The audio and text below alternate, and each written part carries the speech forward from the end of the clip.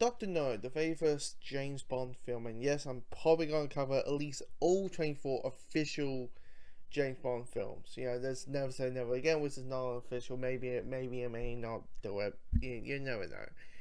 Anyway, the thing about Dr. No and probably the early James Bond films and probably any movie in the early decades of film is that you can easily whip this movie apart, really, on modern day context, how film is done now and how stories are getting told now and things along those lines, and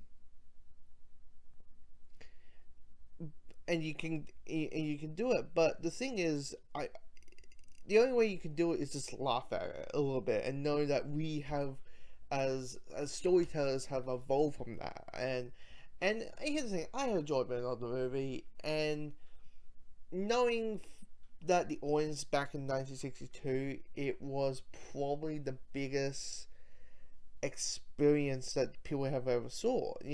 Action films were probably just westerns where it was just pew pew and that's the end.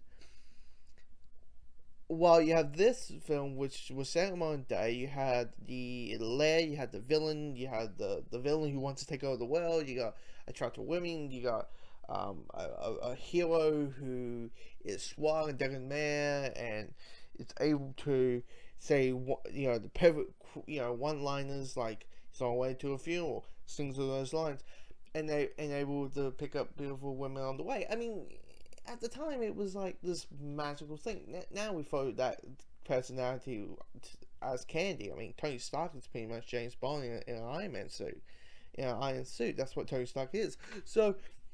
And Tony Stark is pretty much the superhero version of James Bond, or at least the Marvel version of it.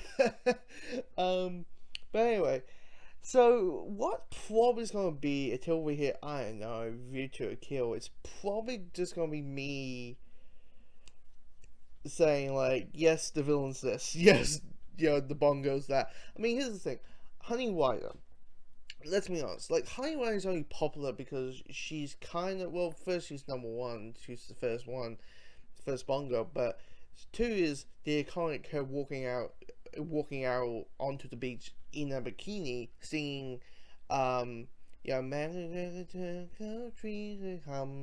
along with, and then Bond sings it. Who knew Sean Connery has a good voice, a good singing voice? Anyway, everybody remembers that because let's be honest, all the women in the first until like I think Her Majesty's Secret Service, they weren't really that fleshed out. They were pretty much the damsels West, and have them, like their version of a swan cat is like, hey, you stop that, you stop that, and then they get pushed onto the ground. That's how things were back in the day, and you're like, we would, if this movie came out now, we would rip this film apart. If Honey, the Dr. No came out as this came out. And of course you got the villains, and the villain is Dr. No. And, I should say the plot. The plot is simply Bond is investigating a murder, and somehow it's linked to Dr. No, who's part of Spectre and wants to take over the world and that kind of stuff. But a villain, Dr. No. I would say this. The scene where they are talking at the dinner table, talking about their aristocratic differences and stuff along those lines, is really good. It's really good. Outside of that, Dr. No is your evil, I want to take over the world, and look at me, I got, plastic robotic hands. I mean, let's be honest. But, that scene where it's like, about, like, how Dr. No aspires,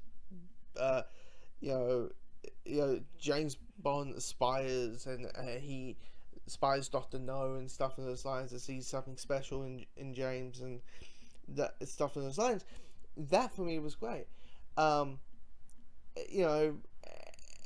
with the, like, oh dear, like, the dragon, clearly that's tire tracks, like, little things like that. You go and just want to roll your eyes and say, oh, the 60s. But yeah, I have joy. The thing about these films is like, do you have enjoyment? That's the most important thing is, films that are about 55 years old. It has to come down to, did you have an enjoyment experience? I did with all the iffies and biffies and stuff in those lines.